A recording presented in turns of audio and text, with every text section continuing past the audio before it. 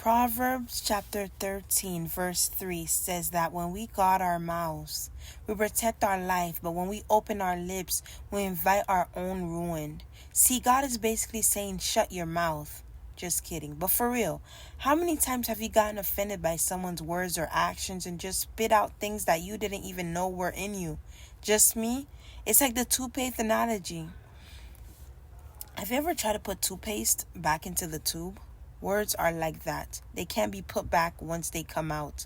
And typically when we blurt out hurtful, curt, or snide words, something is going on in our hearts. Our words reflect our heart.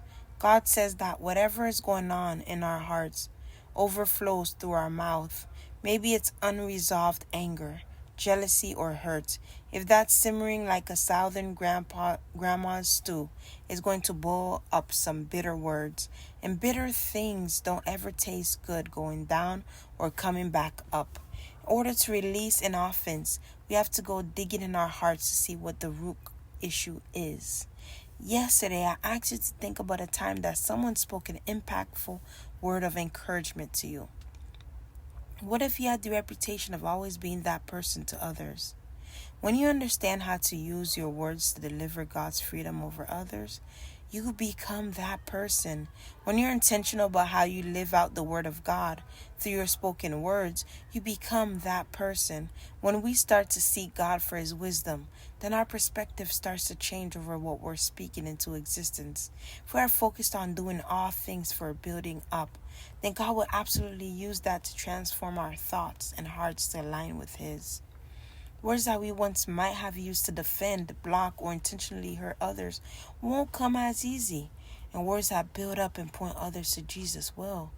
What if instead of vomiting those hurtful words, you practiced the pause and chose to speak life through them instead? In Exodus chapter 14, verse 14, he says that he will fight for us. We just have to shut our mouths. He doesn't say it just like that, but you get the picture. Proverbs 18, the tongue has the power of life and death, and those who love it will eat its fruits. This is a good verse to keep in your pocket and reflect on it every time before you get angry. Sin is not ended by multiplying words, but the prudent hold their tongues. So don't argue more. Don't keep adding on to it.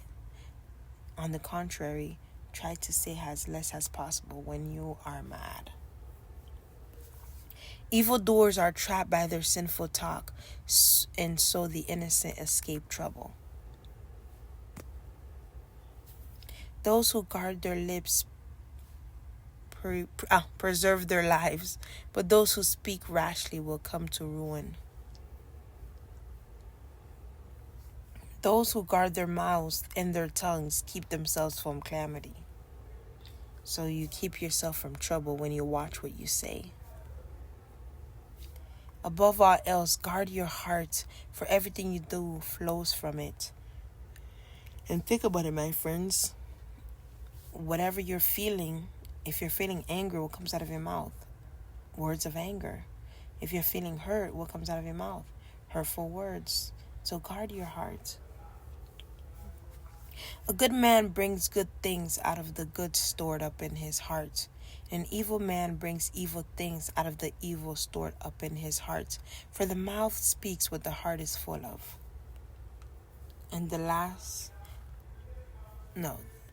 my dear brothers and sisters, take note of this.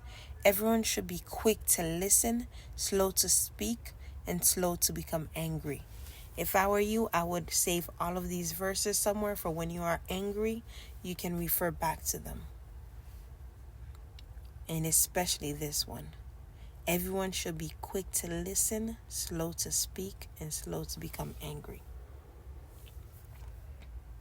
And the last verse. The Lord will fight for you.